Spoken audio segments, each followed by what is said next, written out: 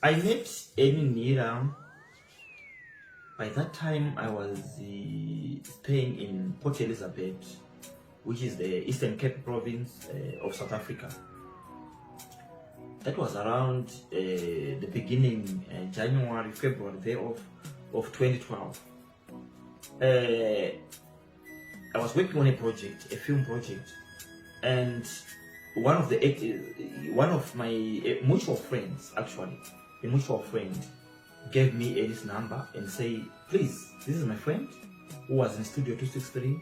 By the way, I've never watched Studio 263, even an episode. I just knew about it, but I've never seen him acting. I've never watched it. I'm not a soapy person because soapies you need to be at home all the time. So so I started talking to her, but not knowing her much, just except being told that she's into acting. And then I realized that she was like one of the stars of Studio 263, has been by, and whenever I was with her at a restaurant or in a park, many Zimbabweans would come to her asking for, by that time selfies were not that popular, they would ask you for autography and things like that.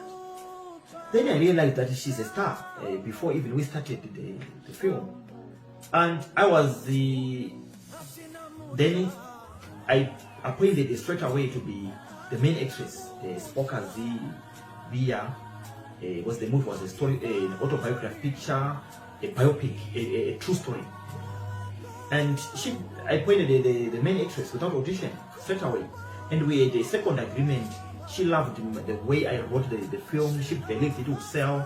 She loved the fact that I was a writer, director, and executive producer. So she said, can you be my manager, please? I want a manager. I don't have a manager.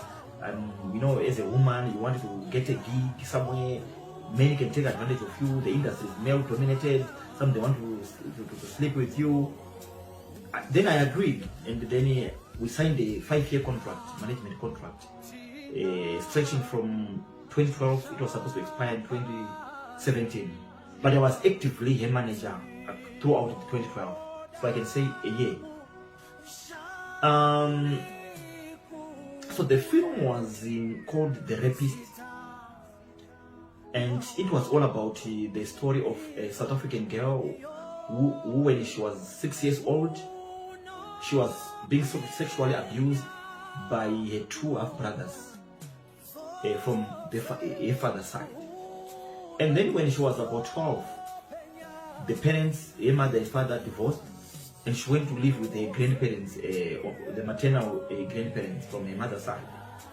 And her grandfather, the real father of her mother, started to sexually abusing her. And she told the family ignored her. And only to find out that her mother confided in her that my father was, your grandfather, was also sexually abusing me when I was young. So this man abused his daughter and the granddaughter.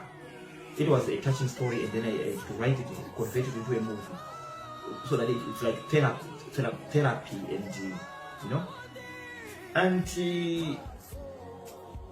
then whenever I was meeting either she comes down to Port Elizabeth or I come to Johannesburg, I would face problems with I think we met 5 times minimum, and I would spend more than a week being chased by the state agencies, Central Intelligence Organization, CIOs, because I had run away from Zimbabwe earlier on because I was doing a theater production called Bob, showing how devilish 10 times Robert Mugabe was.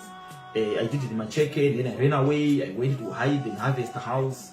That was the time MGC was splitting into Tangirai and the Welshman movie, the Gibson Swanda. And then I ran away again to South Africa. So I established two possibilities. Either because she was so close to the Patrick Joaos, the Grace Mugabes, the Kasukweres, I established that she was either a ZANU-PF supporter, a top ZANU-PF undercover, or a Central Intelligence Organization. Because whenever I meet her, there will be people at the restaurant suspicious, and they will start trailing me. I had to stop communicating to her because we were rehearsing from around August. We were supposed to shoot the film in October of 2012. I had to stop communicating to her, and I was no longer safe. We had to go to 2013 without shooting the film, and the lady who was bankrolling the film had to pull out. And also she confided in me. She had an incurable health problem, of which I want to divulge today, or I want to say it. And that was also disturbing in having children. And whenever she confesses to a potential husband, normally they would chicken out. It was it was stressing me out. And her death came as a shock to me because she was only 38. She was adventurous, ambitious, and beautiful, and full of life. I was happy when she was in Zabalaza, a series on Mzansi Magic, DSTV.